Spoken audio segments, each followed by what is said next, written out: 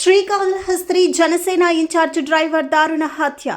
రాజకీయ వ్యూహాలు చేరవేస్తున్నాడని గత నెలలో డ్రైవర్గా తొలగింపు. వ్యక్తిగత రహస్యాలు బట్టబయలవుతున్నాయని కడచేర్చిన వైనం. జనసేన నుంచి వినూతను తప్పిస్తూ పార్టీ అధిష్టానం ఆదేశాలు.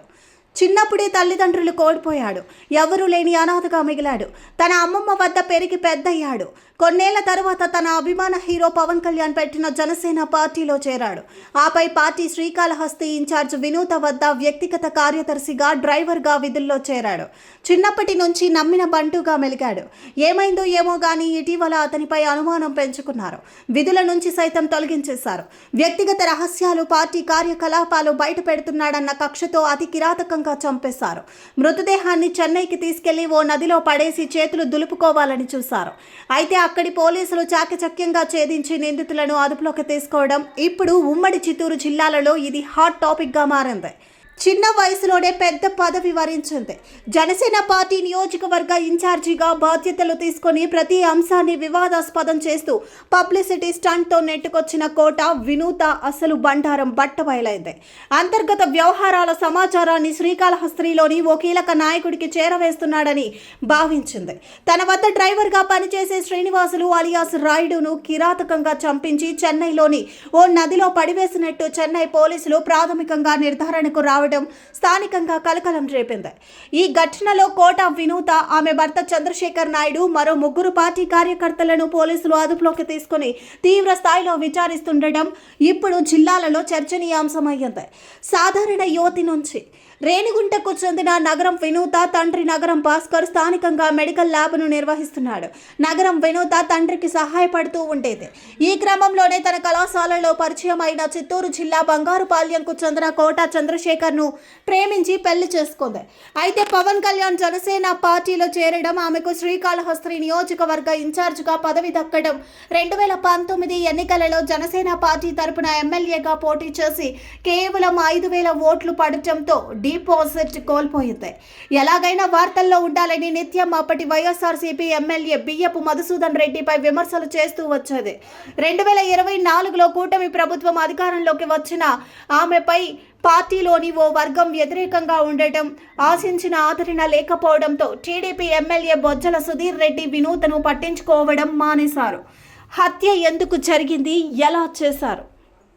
జనసేన నేత వినూత వద్ద ఉన్న శ్రీనివాసులపై నిఘా పెట్టిన శ్రీకాళహస్తి నియోజకవర్గ ముఖ్య నేత అతడికి డబ్బులు ఎరచూపి వారి రాజకీయ వ్యూహాలు, ఇతర వ్యక్తిగత విషయాలకు సంబంధించి కీలక సమాచారాన్ని తెలుసుకున్నట్లు సమాచారం. దీన్ని కోట వినూత, ఆమె భర్త చంద్రశేఖర్ నాయుడు గుర్తించినట్టు తెలిసింది.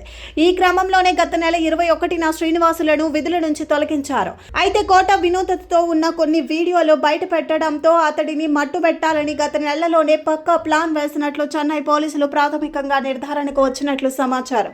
అయితే అందరిలోని కొన్ని వీడియోలు బహిర్గతం కావడంతో జీర్ణించుకోలేని కోట చంద్రశేఖర్ నాయుడు అతడిని ఎలాగైనా అంతమొదించాలని భావించినట్టు తెలిసింది. తలదించే తడువుగా పక్కా ప్లాన్ ప్రకారం పార్టీలోని మరో 4 వ్యక్తుల సహాయంతో శ్రీనివాసులను శ్రీకాళహస్తిలోని ఓ గోడౌన్కు తీసుకెళ్లి అక్కడ విచక్షణారహితంగా కొట్టి చంపినట్టు చెన్నై పోలీసులు భావిస్తున్నారు.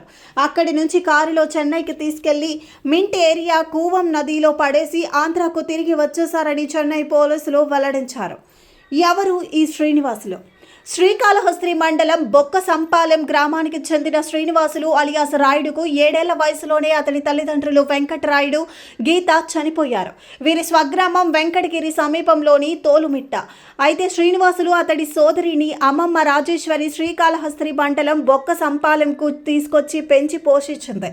శ్రీనివాసులకు పవన్ కళ్యాణ్ పై ఉన్న అభిమానంతో జనసేన పార్టీలో కార్యకర్తగా చురుగ్గా పాల్గొనేవాడు. ఈ క్రమంలోనే శ్రీకాళహస్తి నియోజకవర్గ ఇన్ఛార్జిగా నియమితులైన కోట వినూతకు దగ్గరయ్యాడు. 15 ఏళ్లుగా వారికి నమ్మిన బంటుగా ఉండడంతో ఆమెకు వ్యక్తిగత సహాయకుడిగా, కారు డ్రైవర్గా చేరాడు. ప్రతి కార్యక్రమంలోనూ వారిని వెంట పెట్టుకొని ఉంటూ ఇంట్లో కుటుంబ సభ్యుడిగా మారిపోయాడు. చెన్నై నగరం north zone 7 Wells police station పరిధిలో డ్రైనేజీ కాల్వలో యువకుడి మృతదేహాన్ని ఈ నెల 8వ తేదీన గుర్తించిన పోలీసులు పోస్టుమార్టంలో హత్య జరిగినట్లు నిర్ధారణకు వచ్చారు. అయితే మృతుడి చేతి మీద జనసేన పార్టీ గుర్తు, వినూత పేరు పచ్చబొట్టు ఉండటంతో ఆ దిశగా దర్యాప్తు కొనసాగించారు.